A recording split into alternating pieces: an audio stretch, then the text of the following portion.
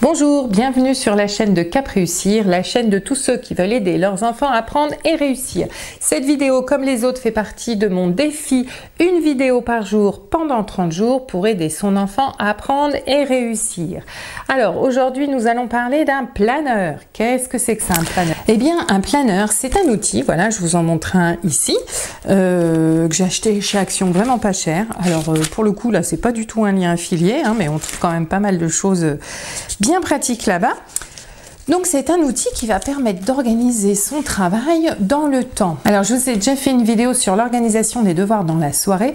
Là ça va plutôt être dans la semaine, la quinzaine, dans le mois, selon l'âge de l'enfant, le travail qu'il a à faire.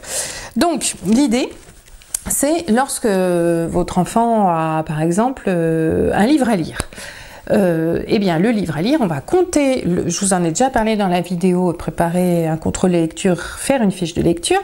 Donc on va compter le nombre de pages du livre, on va compter le nombre de jours qu'il y a entre le moment où le travail a été donné et le moment où il doit être terminé, une petite division, et ça va nous donner une moyenne du nombre de pages à lire par jour. Donc ensuite, voilà, je vous le montre ici, je vous mettrai une petite photo. Ensuite, eh ben, on va mettre, voilà, par exemple lundi, lire page 11 à 26, mardi, lire page 27 à 42, mercredi 43 à 57, etc. Alors, pourquoi ça? Pourquoi on ne met pas juste lire 10 pages, lire 20 pages? Pardon, excusez-moi. Mais c'est quand on met juste lire 10 pages, on ne sait plus trop où on en est, il faut recompter, tout ça, puis on dit, oh, c'est bon, ça va, ouais, ça doit être à peu près ça. Et puis on ne sait plus trop où on est. Alors que là, quand on compte et que tout est marqué d'avance, eh ben, on peut avoir par exemple, enfin je dis on, votre enfant peut avoir la satisfaction de se dire allez, je devais lire jusqu'à 42 aujourd'hui, je vais aller jusqu'à 50. Et là, la satisfaction de waouh, j'ai réussi mon engagement, et 2, je l'ai même dépassé. Vous savez, c'est ce qui est marqué sur les livrets scolaires des enfants, objectif dépassé. Ben voilà, là on a été plus loin. Donc ça, c'était un premier exemple avec les livres à lire. Le deuxième exemple, ça j'avais utilisé aussi dans la vidéo sur la dictée de mots. Donc là, les mots à apprendre, pareil, même principe, c'est toujours, on compte le total, on divise par le nombre de jours, et là on se trouvait avec 3 ou 4 mots à apprendre chaque jour. Ah, décidément, pause téléphone.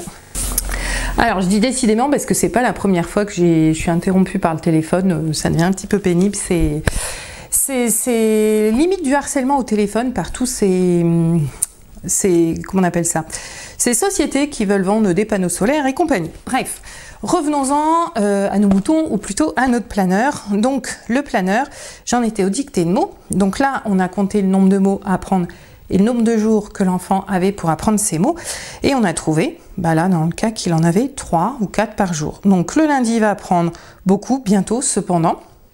Alors les mots les plus difficiles, ça j'en ai parlé aussi dans la vidéo sur préparer une dictée de mots. Le lendemain avec bien certains chez, et le mercredi car ceci, cela, et j'ai rajouté plus réviser les autres.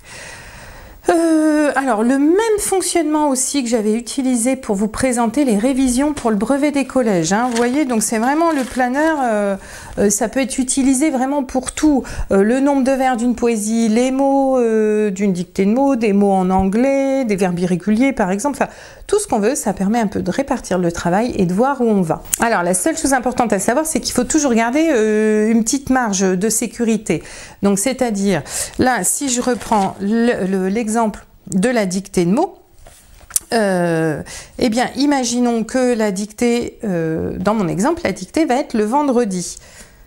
Donc le lundi on apprend les premiers, le mardi les suivants, le mercredi les derniers plus on révise les premiers. On s'est gardé le jeudi en marge de manœuvre, ça se dit pas ça, mais bref, voilà, on s'est gardé le jeudi au cas où, voilà, c'est le au cas où, il arrive quelque chose. On en a parlé dans une autre des vidéos, par exemple l'enfant qui est très fatigué, qui est malade, ou la visite surprise, enfin, ou je ne sais quoi. Voilà, donc, et comme ça, il sera prêt pour sa dictée du vendredi. Donc le planeur est un outil que je trouve moi vraiment très utile. Voilà, c'était ma petite astuce du jour. On se retrouve demain pour une nouvelle astuce. Bye!